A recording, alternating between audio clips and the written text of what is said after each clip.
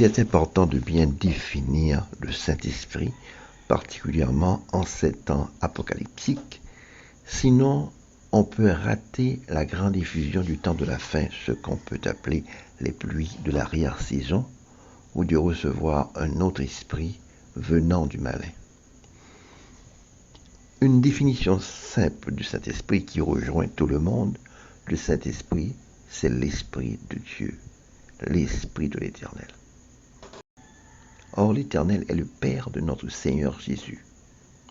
Le Saint-Esprit est donc l'Esprit du Père, comme ce verset le dit. Car ce n'est pas vous qui parlerez, c'est l'Esprit de votre Père qui parlera en vous, selon Matthieu 10, verset 20.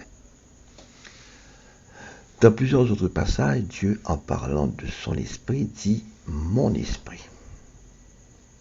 Le Saint-Esprit n'est pas l'Esprit du Père et du Fils, comme la Trinité veut nous le faire comprendre, car Jésus a son propre esprit. Il a vécu avec depuis sa naissance jusqu'à son baptême. C'est à son baptême qu'il a reçu l'Esprit du Père. Et dès lors, les paroles qu'il disait étaient les paroles du Père, et les œuvres qu'il accomplissait étaient celles du Père.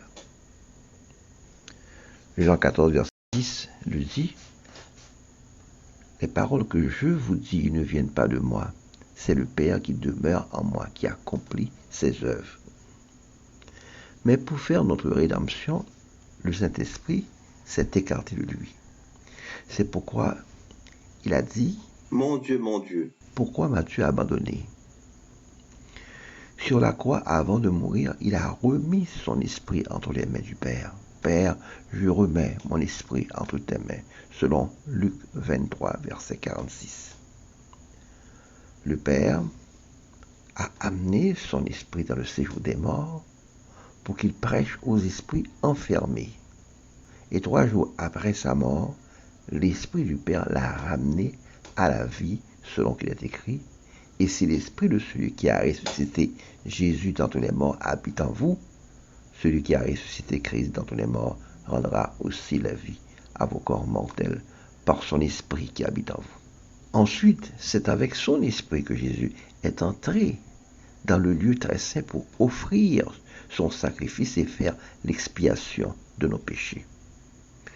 C'est son Esprit qui maintenant intercède pour nous auprès du Père par des soupirs inexprimables et qui fait la médiation entre nous et le Père. Selon qu'il est écrit, il y a un seul Dieu et aussi un seul médiateur entre Dieu et les hommes. Et si le Saint-Esprit est bien l'Esprit du Père, eh bien c'est au Père qu'il faut s'adresser si on veut l'obtenir. Luc 11, verset 13 le dit, « Si donc, méchants comme vous l'êtes, vous savez donner de bonnes choses à vos enfants, à combien plus forte raison le Père Céleste donnera-t-il le Saint-Esprit à ceux qui le lui demandent ?»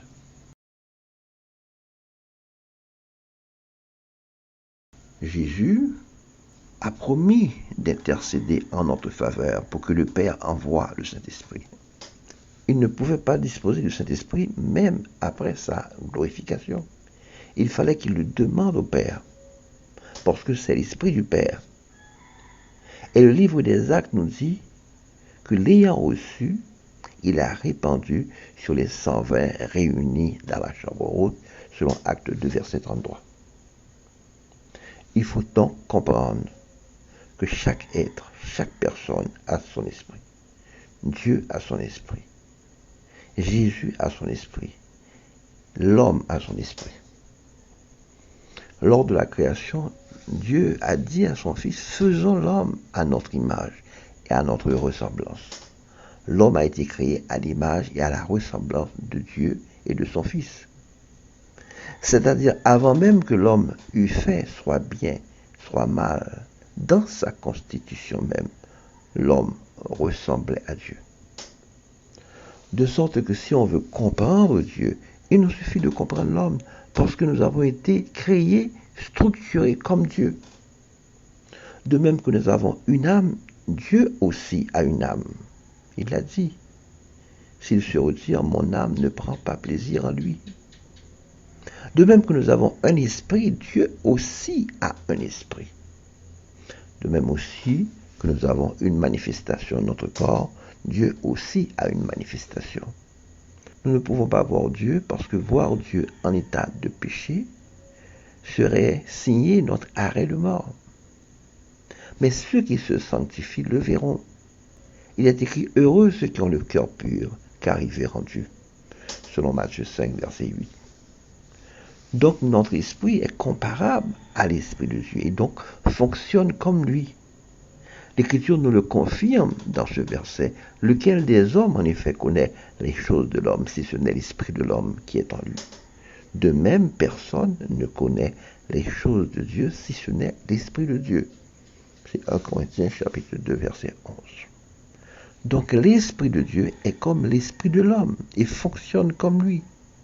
De même que notre esprit fait partie de notre être et n'est autre chose que nous-mêmes, de même que l'esprit de Dieu fait partie de Dieu et est Dieu. Quand dans la Bible on nous dit que le Saint-Esprit dit, c'est une façon de dire que Dieu dit par son esprit, donc sans intermédiaire. Je pourrais dire à quelqu'un qui me ment, mais tu mens à mon esprit, ou tu attristes mon esprit. Ça ne sépare pas mon esprit de moi. Les Actes des Apôtres nous disent que Paul, en demeurant à Athènes, sentait son esprit s'irriter au-dedans de lui, selon Actes 17, verset 16. Peut-on conclure que l'esprit de Paul est une personne distincte de Paul? Non, c'est l'esprit de Paul. Quand Dieu dit, si on se retire de lui après l'avoir connu, son âme ne prend pas plaisir en la personne, peut-on dire que l'âme de Dieu est une personne distincte? En conclusion, le Saint-Esprit, c'est l'Esprit de l'Éternel. C'est l'Esprit du Père de notre Seigneur Jésus. Il fait partie intégrante du Père. On ne peut le mettre à part. C'est pourquoi aucun serviteur de la Bible n'a jamais prié, loué ou adoré le Saint-Esprit, l'Esprit de Dieu ou l'âme de Dieu. Donc, en demandant à Dieu son Esprit, on invite toute la personne du Père à venir habiter en nous, à faire de nous sa maison. Si on croit autrement, on risque de recevoir d'autres esprits qui ne viennent pas de Dieu. Que le Seigneur vous bénisse.